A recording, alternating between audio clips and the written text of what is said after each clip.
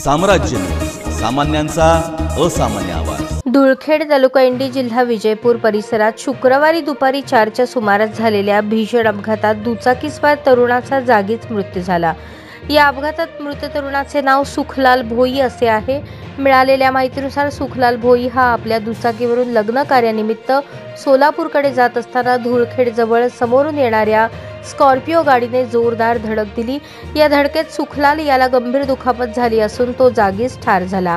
धडक इतकी जबरदस्त होती की दुचाकीचा चक्काचूर झाला आणि स्कॉर्पिओ रोडवरून शेतात जाऊन पलटी झाली।